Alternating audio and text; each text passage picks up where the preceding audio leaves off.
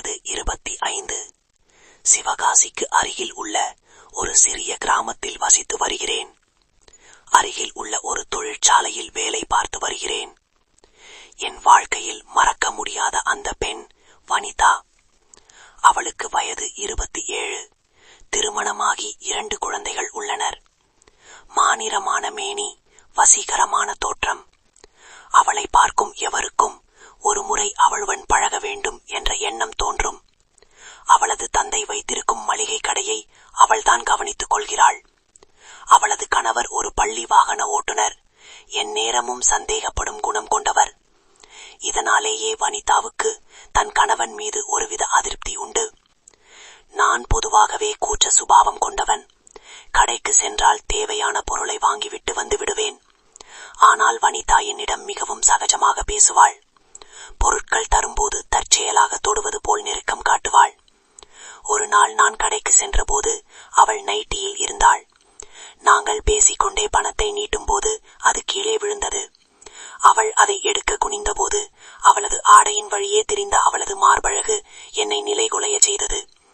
அவளது அந்த தோற்றம் என் உணர்ச்சிகளை தூண்டிவிட்டது. நான் பார்ப்பதை அவளும் கவனித்து விட்டாள். அவள் என்னை பார்த்து, என்ன பார்த்தாயா, எப்படி இருந்தது என்று கேட்டாள். நான் தயக்கத்துடன் மிகவும் அழகாக இருந்தது என்றேன்.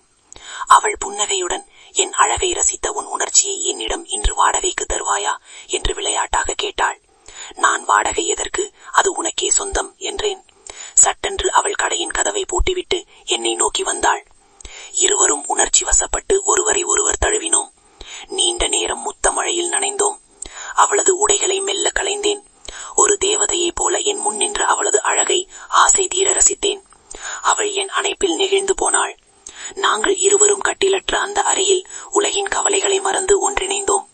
அவளது கணவனிடம் கிடைக்காத அந்த முழுமையான சுகத்தை நான் அவளுக்கு கொடுத்தேன். அவளது ஒவ்வொரு அசைவிலும் முனகலிலும் அந்த இன்பம் தெரிந்தது.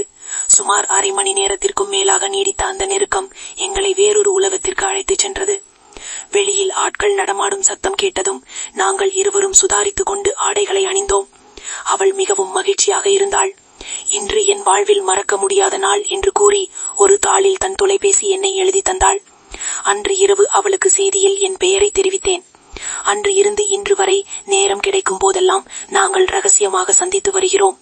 எங்கள் இருவருக்கும் இடையிலான அந்த தீராத தாகம் இன்றும் தொடர்ந்து கொண்டிருக்கிறது.